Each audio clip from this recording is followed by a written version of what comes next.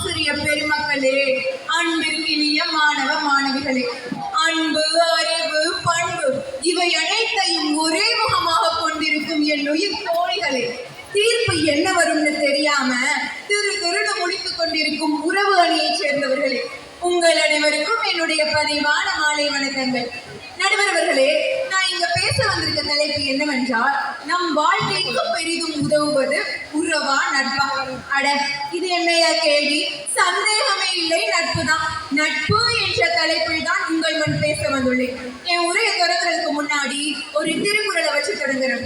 செயற் கரிய யாவுல நட்பின், அதுபோல் வினை கரிய யாவுல காப்பு. இந்த குறளை தெரிஞ்ச அளவுக்கு இதுக்குள்ள பொருளை யாருக்கும் தெரியாது. நான் சொல்றேன் கேளுங்க.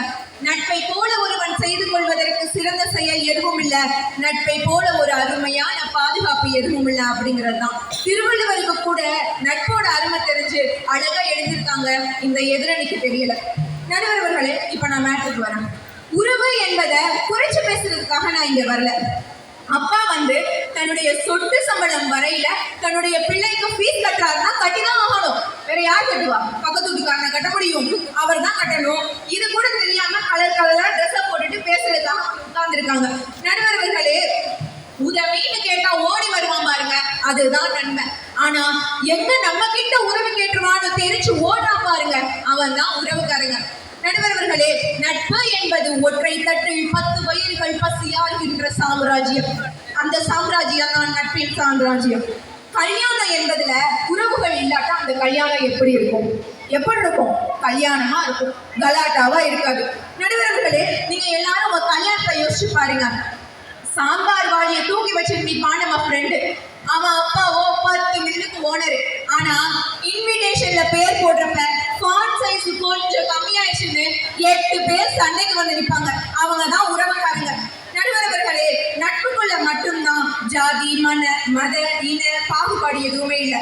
இதை பார்த்து வந்துச்சுன்னா அது நட்பே இல்லை. நடுவர்களே, சரி, எதிரணியில் இருக்கிற தோழி ஜென்னத்து சொன்னாங்க, அவங்க ஸ்கூல் முடிச்சு வீட்டுக்கு போய் யூனிஃபார்ம்லாம் மாத்திட்டு உட்காருவாங்களாம் படிக்கிறதுக்கு. அப்பதான் அவங்க போனுக்கு டிங்குன்னு ஒரு மெசேஜ் வருமா. அந்த மெசேஜ் வந்ததுனால அவங்க படிக்க முடியாம எல்லாம் அவங்க டைம் ஃபுல்லா வேஸ்ட் ஆயிடும். ஓடாத குதிரைக்கு சறுக்கினது சாக்கு. நடுவர்களே, அப்புறம் இது மட்டுமா சொன்னாங்க, இன்னொன்று என்ன சொன்னாங்க தெரியுமா? அவங்க நண்பன்கிட்ட 2 மணி நேரம் பேசி டைம் வேஸ்ட் பண்றாங்களாம். அவங்க அத்தை மாமா கிட்ட 5 நிமிஷம் பேசிட்டு வச்சிருவாங்களாம். நான் நியாயமா ஒரு கேள்வி கேட்கிறேன், அத்தை மாமாட்ட 5 நிமிஷத்துக்கு மேல பேசுறதுக்கு என்னமா இருக்கு சொல்லுமா? அத்தை மாமா கிட்ட என்ன பேச முடியும்? அத்தை நீங்க நல்லா இருக்கீங்களா? மாமா நல்லா இருக்காங்களா? போன மாசம் மாமா கீழே விழுந்தாரு, அது சரியாயிடுச்சா? அவ்வளவுதான். இதுக்கு மேல என்ன பேச முடியும்? நண்பன்கிட்ட கேட்டோம்னா எந்த படத்துக்கு போகலாம், எந்த பிள்ளைய பார்க்க எந்த ரோட்ல நிக்கலாம், அதெல்லாம் பேசுவாங்க. நண்பன்கிட்ட பேசுறதுக்கு நிறைய இருக்கு நடுவர்களே. எவ்வளவுதான் பேசினாலும் இன்னும் பேசுறதுக்கு சொற்கள் பாக்கி இருக்கிறது. அந்த வசீகரம் நட்பில் தான் இருக்கிறது. சிம்பிளா உங்க எல்லாருக்கும் புரியுற மாதிரி சொல்லணும்னா, நட்பு அப்படிங்கிறது இட்லி மாதிரி சாஃப்டா இருக்கும்.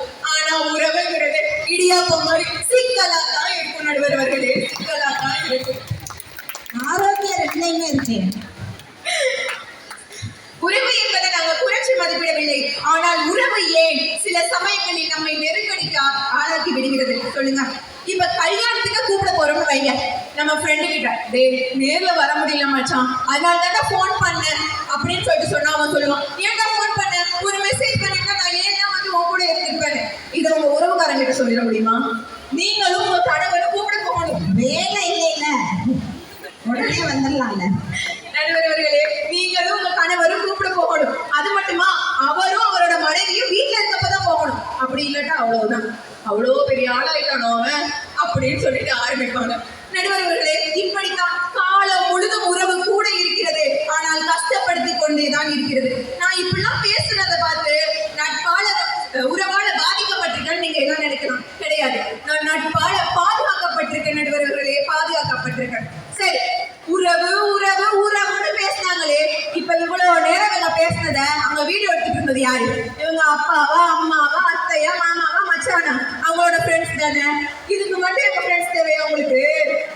நடுவர்களே, தோல்வி, அவமானம், வெட்கம், கண்ணீர் எதையும் சொல்லலாம் என் நண்பனிடம். அதிலிருந்து என்னை அவன் மீட்டெடுப்பான், கை கொடுப்பான். கொடுப்பான், காப்பாற்றுவான். ஆனால் உறவிடம் சொன்னால் சிரிப்பால் முன் இடறி விழுந்த கதையாகிவிடும். நட்போட இழந்துட்டு, நட்போட வாழ்ந்துட்டு இங்க வந்து நம் வாழ்க்கைக்கு பெரிதும் உதவுவது உறவு அப்படின்னு சொல்றப்ப உங்களுக்கே மனசாட்சி இல்லையா? இது உண்ட வீட்டுக்கு ரெண்டகம் பண்ற மாதிரி இல்லையா? இதெல்லாம் கேட்டா என்ன சொல்லுவாங்க? இதுதான் அரசியல்ல சகஜமாப்பா அப்படின்னு சொல்லுவாங்க. எதுக்கு நமக்கு வம்பு? நடுவர்களே, இறுதியா ஒரு பாட்டோட முடிக்கிறேன். சொந்தம் என்ன, பந்தம் என்ன, போனா என்ன, வந்தா என்ன, உறவுக்கெல்லாம் அவலப்பட்ட ஜென்மோனா இல்ல.